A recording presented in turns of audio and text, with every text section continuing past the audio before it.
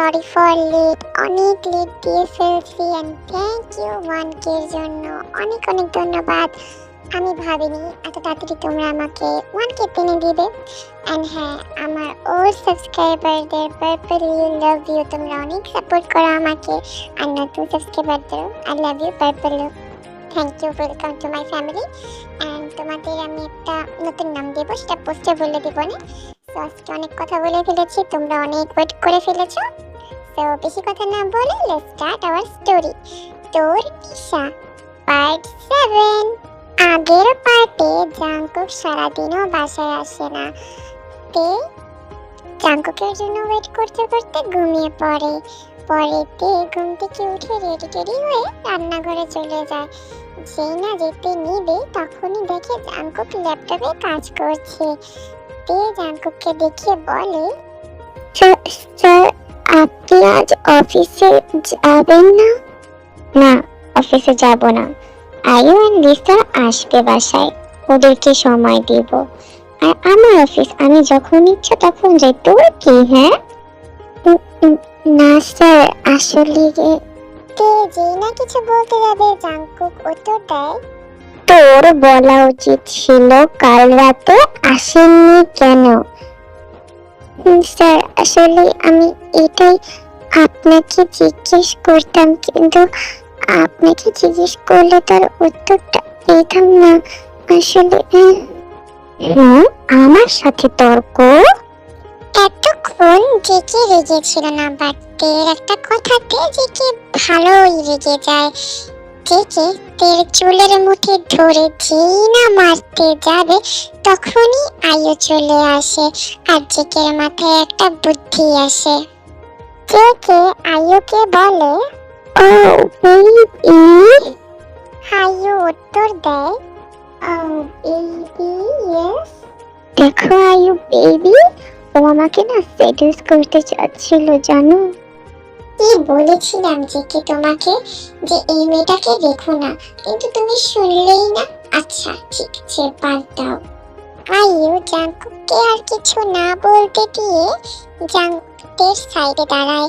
তের সাইডে দাঁড়িয়ে তেকে রাগী কণ্ঠে বলে, এই মেয়ে, এই তোদের মতো নিজ মেয়েরা খালি সেডিউস করে টাকা নিতে পারে। আমি তো জানি তোর তো জাংকুকের প্রতি টাকার শখ আছে, তুই লোভী মেয়ে একটা। আয়ু তেকে অনেক অপমান করতে থাকে আর জাংকুক এগুলোর মজা নিতে থাকে। আয়ু তের চুলের মুঠি ধরে তেকে ইচ্ছা মতো মারতে থাকে। আর তের দোষ না হওয়া সত্ত্বেও এগুলো তে সহ্য করতে থাকে।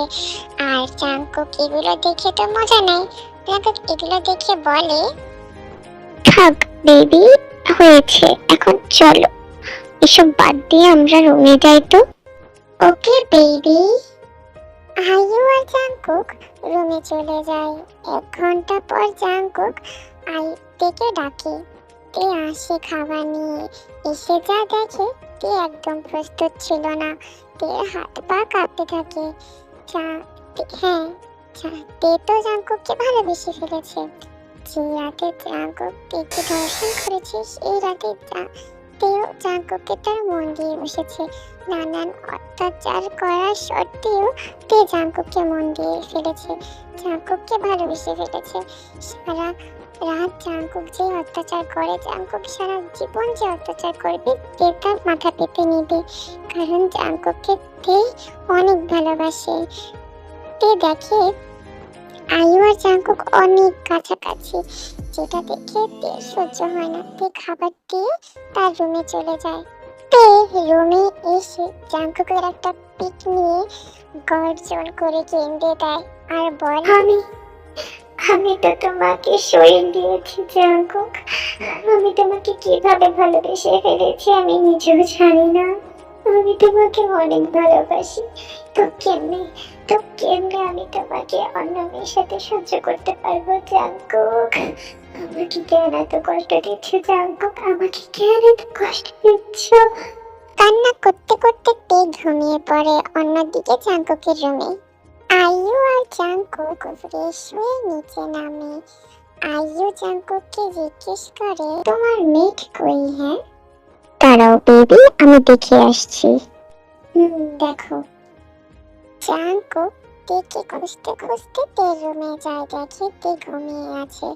জাঙ্কুকের মনে সাই না তেকে জাগানোর জন্য, তাই জাঙ্কুক তেকে না জাগিয়ে চলে আসে আর আয়ুকে বলে, ও আসলে অন্য কাজ করতেছে, চলো আমি তোমাকে এগিয়ে দিচ্ছি, চলো তো। আচ্ছা, আমাকে ডাকো, আমার সাথে তো কিছুই করো না। হ্যাঁ, ওই বেবি, আজকে তো করেছি তাই না? প্রচুর করেছো তুমি, আমার সাথে কিছুই করোনি, যত সব। ওই বেবি, আমি তোমার বডি তো টাচ করেছি। ওই সে কচু করেছো তুমি। ও মাই বেবি। থেকে আয়ুকে বাসায় দিয়ে এসে নিজে বাসায় চলে আসে। চলে এসেই তের রুমে চলে যায়, দেখে তে এখনো ঘুমিয়ে আছে। আর ঘুমে থেকে অপূর্ব সুন্দর লাগছিল, কিন্তু তের চুলগুলো তেকে ডিস্টার্ব করছে, তের চোখে বারবার পড়ছে। যেকে যেই না চলে যেতে নিবে, কিছু একটা ভেবে তের কাছে আসে আর চুলগুলো আস্তে করে সরিয়ে দেয় আর তেকে বলে, জানো তে, তোমাকে আমার খুব ভালো লাগে, অনেক ভালোবাসি তোমায়।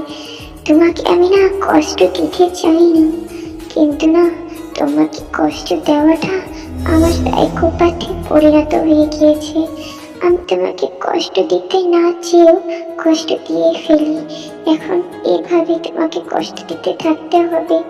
আমি সরি তে, আমি চাই না, কিন্তু কেন জানি তোমাকে কষ্ট দিলে আমার খুব সুখ হয়।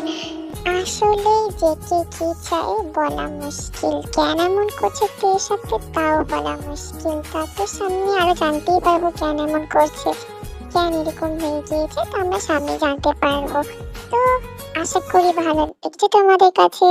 আসলে ভালোবাসাটা এমন, কিছু কিছু ভালোবাসার মধ্যে এমন পাগলপান্তি সাইকোপ্যাথিং থাকেই থাকে।